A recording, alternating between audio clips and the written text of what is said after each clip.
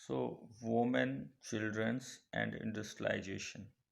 अब इस सेक्टर में अगर हम आते हैं तो यहाँ पर क्लास 11th की हिस्ट्री का ये थीम 9 है। चैप्टर है आपका the industrial revolution, women, children and industrialisation. इस टॉपिक में ये बताया गया है कि जब इंडस्ट्रियल रेवोल्यूशन स्टार्ट हुआ तो एक समय ऐसा था कि जब औरतें बच्चों के काम करने के तरीकों में जो है काफ़ी चेंजेस आए।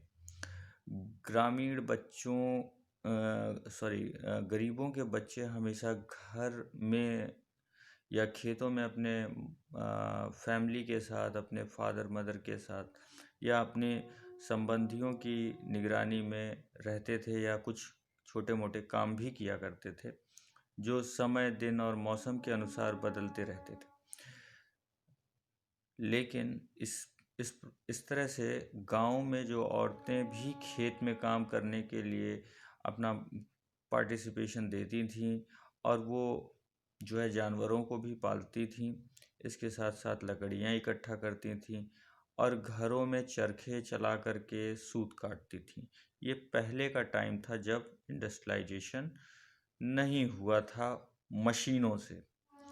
तो कारखानों में काम करने वालों की लेकिन कंडीशन इन सब चीज़ों से बिल्कुल ही अलग थी। वहाँ लगातार कई घंटों तक बहुत ही स्ट्रिक्ट रूल रेगुलेशन एडमिनिस्ट्रेशन के साथ काम किया जाता था और जो अगर थोड़ा सा किसी जगह फेल्ड हो जाता था या कोई गलती कर देता था तो उसे तरह तरह के जो है पनिशमेंट दिए जाते थे और उससे बहुत ही बुरा व्यवहार भी वहाँ इंडस्ट्रीज़ में किया जाता था। जो मेल्स थे उनकी मजदूरी भी बहुत मामूली होती थी और उनके वेजेस से घर का खर्चा भी नहीं चल सकता था। अब इस खर्चे को पूरा करने के लिए उनकी औरतें और उनके बच्चे भी उसमें काम करते थे। जैसे जैसे मशीनों का इस्तेमाल बढ़ता गया, काम पूरा करने के लिए मजदूरों की ज़रूरत अब कम भी होती गई।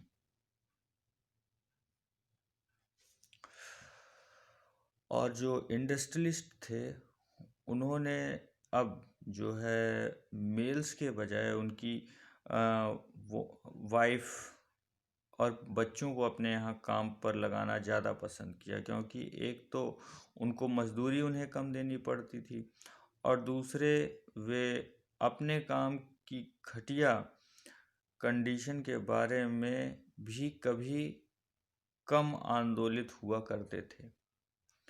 मतलब वो रेवोल्यूशन कर सकें अपने कंडीशन को ले करके, ऐसी कंडीशन वोमेंस के साथ या बच्चों के साथ उनके सामने बहुत ही कम आती थी। तो जो वोमेंस और बच्चों को लंकाशायर और यॉर्कशायर सिटीज़ के सूती कॉटन कपड़ा मिल्स में बहुत बड़ी संख्या में इनसे काम लिया जाता था।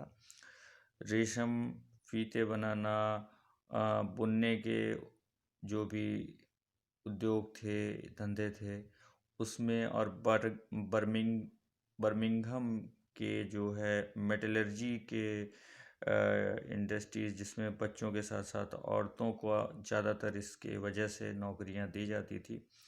जो कॉटन की कताई का काम जैसे जेनी और सारी मशीनें जो छोटे मोटे काम करती थीं, उसमें ज़्यादातर बच्चों को इस्तेमाल किया जाता था क्योंकि वो फुर्तीले होते थे। उनकी उंगलियां और उनकी छोटी कदकाठी की वजह से वो आसानी से इस जगह भी काम कर सकते थे।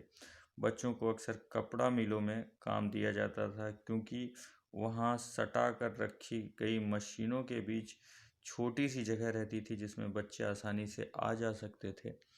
तो बच्चों से कई घंटे तक लगातार काम लिया जाता था, यहाँ तक कि उन्हें हर रविवार को मशीन साफ करने के लिए भी आना पड़ता था, जिससे ऐसा भी देखा गया कि बहुत से बच्चों को ताज़ी हवा भी नहीं मिल पाई और इसकी वजह से उन्हें तरह तरह की बीमारियां भी हो जाती थी और कभी कभी उनके हाथ मशीनों के बीच में भी फंस जाते थे या उनके शरीर का कोई पार्ट भी फंस जाता था। तो इससे जो है उनके जो है शरीर के पार्ट भी कट या ध्वस्त भी हो जाते थे।